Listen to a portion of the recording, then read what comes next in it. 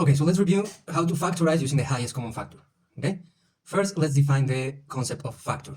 That can be defined as two or more numbers or variables that are multiplied to create a term, okay? So, for example, let's think about number 24. Number 24 can be obtained by multiplying different things together.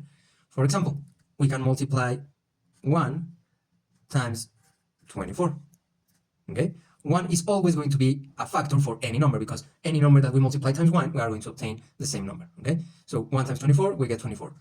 We can also think that we can multiply 2 times 12 because the multiplication of 2 and 12 also gives us as a result 24. Could also be 3 and 8 and also 4 and 6. Okay, so all of these are the factors that make up 24. Now let's think with variables. So for example, if we have x to the power of 7, there are different ways of obtaining this term. Again, we can use number 1, and if we multiply number 1 times x to the power of 7, we would obtain x to the power of 7. So these two are factors of x to the power of 7. Could also be x and x to the power of 6.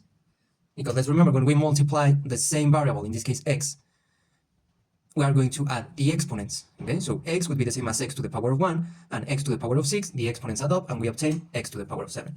So then it could also be x to the power of 2, and x to the power of 5, and x to the power of 3, times x to the power of 4. So all of these are the factors that could make up x to the power of 7, okay?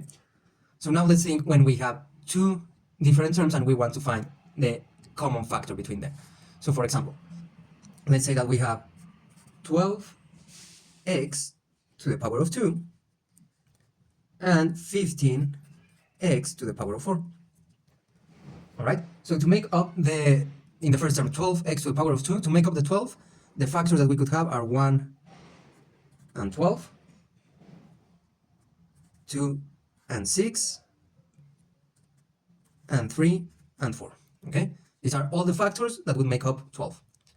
And to obtain x to the power of 2, we already have the 1, and we're also going to have x, because x, in this case to the power of 1 times x to the power of 1 would give us as a result x to the power of 2. Or we could also have x to the power of 2, because x to the power of 2 times 1, again, would give us as a result x to the power of 2. So all of these are factors to make up this term, 12x to the power of 2. And to make 15x to the power of 4, considering the numbers, we would have as factors 1 and 15, 3 and 5, okay?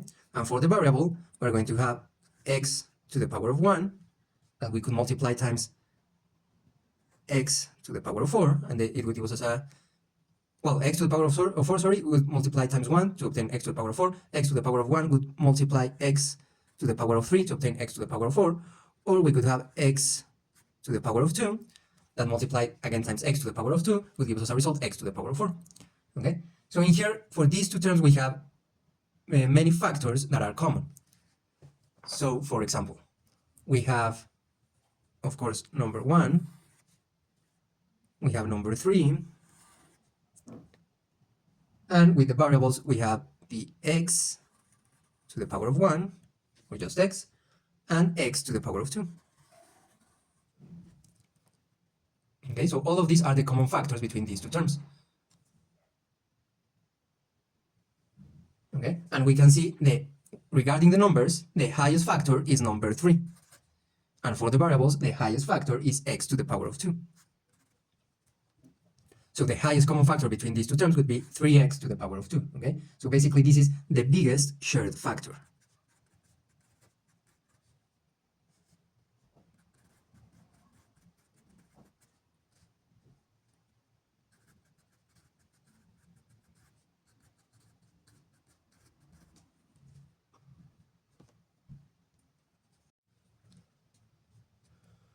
All right, now let's see what would happen with something a little bit more complicated, such as an algebraic expression.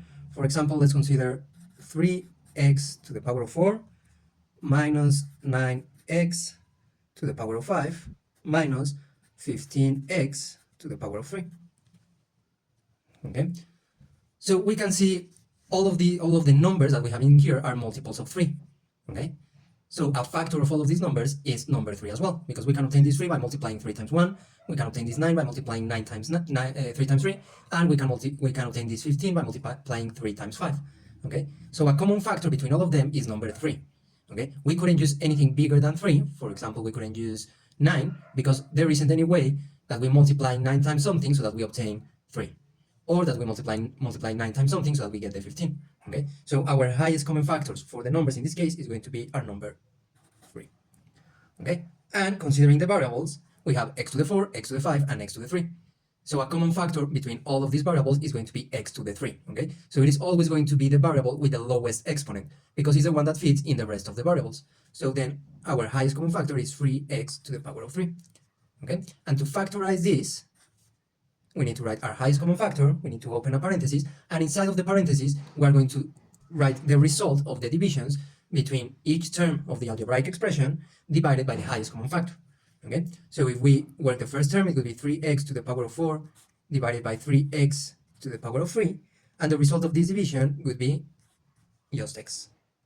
Okay, we repeat the same procedure now with the next term, that is minus 9x to the power of 5 divided by the highest common factor, that is 3x to the power of 3, and the result of this would be minus 3x to the power of 2. Okay, remember when we are dividing variables, the exponents subtract. So in the first case, we subtract the 4 from x to the 4 with the 3 from x to the 3, and we obtain x to the 1, that is the same as x. In this case, we divide the numbers, minus 9 over 3, that is minus 3, and x to the 5 over x to the 3, we subtract 5 minus 3, and we obtain x to the 2. And finally, we work with minus 15 divided by 3, minus 15x to the power of 3 divided by 3x to the power of 3, and the only result that we obtain in this case is going to be negative 5, okay? Because x to the power of 3 divided by x to the power of 3, we could obtain x to the power of 0, and we know that anything to the power of 0 is the same as 1. So basically we would obtain minus 5 times 1, that is the same as minus 5. So once that we have all of these results, we place them inside of our parentheses. So it will be x minus 3x squared minus 5. Okay? And that is our factorized expression.